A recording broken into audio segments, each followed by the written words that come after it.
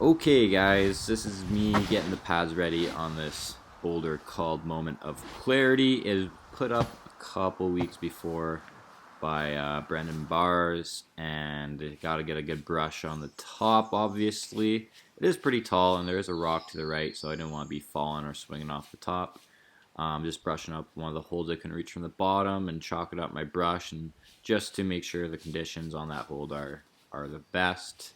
Now, this was one of my main objectives of the trip. I'd seen this on Brandon's post and getting a quick warm up in here, getting both hands, doing some finger curls. But I really wanted to challenge myself and try to flash this, which is why I'm doing all the prep work beforehand. Usually, I touch the rock, play around on it before I get really serious. But this one, I really wanted to flash and give it my best go. So this is the flash attempt. Hadn't touched anything yet, just diving right in. Just saw a video and I figured I think I can do this boulder, and I was really stoked to get on it here. Reach up here, realize that's terrible, absolutely terrible. Had to work my hips in a little bit, get my feet in a better position. Then I was able to use this to press.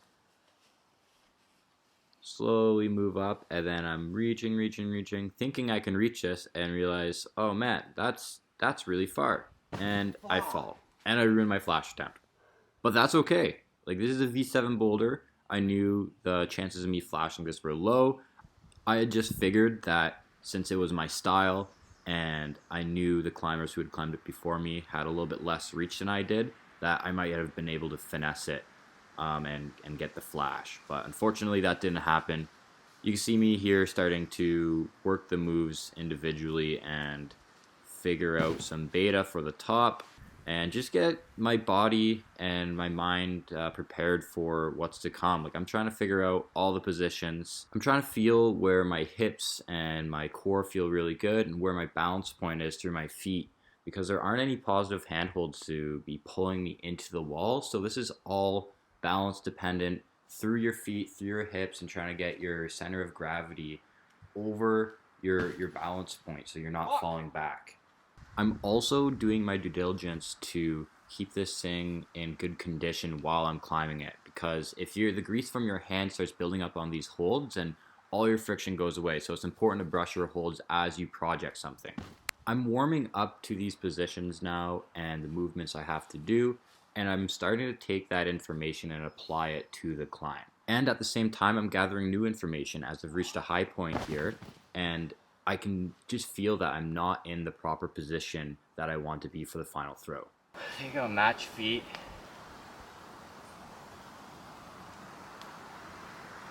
I'm too spread out as it is. Too spread out. That was really cool for me to watch, because it caught me processing all that information I had gathered and applying it by speaking out loud and making a game plan for my next attempt. You should never say to yourself that you're not strong enough to do a climb. If you're projecting something, when you fall, get down and immediately answer, why did I fall? And your answer cannot be, I am not strong enough. If you do that, you're going to see yourself move through projects at a much quicker rate, because one, you're believing in yourself that you can do that, and there is a reason that you fell other than you not being good enough. And two, it's going to help you process that information that your body received from falling on that climb and apply it to the next attempt. 3 fingers on that makes it way easier. Now, even though I'm actively practicing this and talking to myself and trying to process this information, it's still a learned skill, which means there's going to be times where you do make mistakes and you don't listen to yourself. You have to find a way to apply that information while you're climbing, even though your body might be telling you to do something different. It's going to feel awkward at first, and my way to do it is going to be shown here. That's not the move, stop fucking doing it. I got angry with myself there, and I demanded that my body listens to my mind and my processing for this project. It's important to let your body guide you through a climb, but when you're projecting, sometimes the best thing is to force a move that your body doesn't want to do. And on this attempt, I'm actually able to force my body to do something it doesn't want and match my feet, which completely opens up the final move for this climb. Now, even with all this information and being warmed up and feeling good on the bottom half of this climb, it doesn't take away certain mental blocks that you may have. Like for me, in this case, is that this is a half decently tall boulder with a unguided throw for the lip. And to make things worse, there's a giant pointy boulder at the very base of this climb just to the right of the fall zone. Mental blocks aside, I am making progress on this top, and I've figured out the feet I want to use for this final throw. Fuck that guy. Could, but fuck that guy.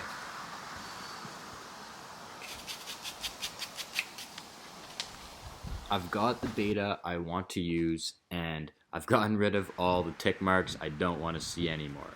And I'm ready to start committing to this top throw. And you're going to see me fall a lot here, but there's minute differences between every try. And the first one is I'm trying to bend my legs more to get more of a powerful push, and then you're going to see my kind of like my hips shift a little bit to the left on my later attempts, which is just allowing me to load my left leg and then kind of push towards my right to generate more power. But it's not quite getting the job done, even though I'm fully committed to sending at this point, and there's no more mental blocks. I know the fall is safe. I know what I have to do, but I'm just not feeling like I could open up my hips enough, and I'm trying to figure out everything. And that was probably one of my better attempts of the day, but it's just not all coming together for me. On this attempt, I'm actually able to let go of my right arm to generate more momentum on the way up, and I'm still not able to touch the top. And that is a little bit demoralizing when you work so hard at something and you're on the last move and you're maybe the last centimeter, the last millimeter to completing this climb, and you just can't do it.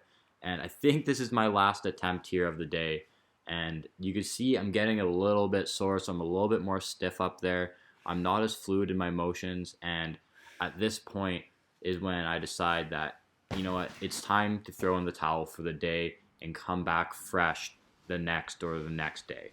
And that's just a decision you have to make when you kind of pass that point of diminishing returns, because you can't do your hardest sends when you are mentally and physically fatigued. You want to be at your best if you're climbing at your best grade level, right? So sometimes the best thing you can do is stop, go to another climb, go do something else, go eat some food, take a day, and then come back another time. Just like I did here, where I actually, surprise, ran into Brendan Bars on this trip, and he was able to support me, haul some pads up to this big block, and I came back fresh. You know, I wasn't feeling the best, but I was mentally refreshed, and a small beta break, courtesy of the man who put up this climb, Brandon, was all it took for me to get that moment of clarity.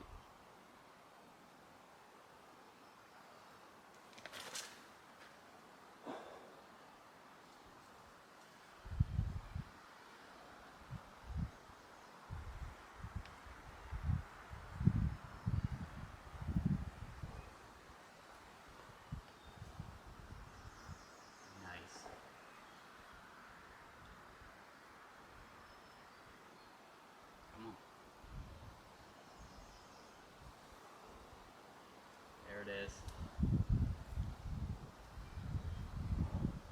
Chillin' look, switch hands.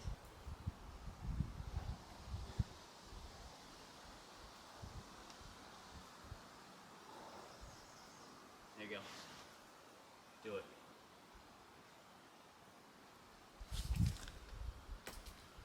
Oh yeah. So sick. Oh yeah. Chillin'. Super good.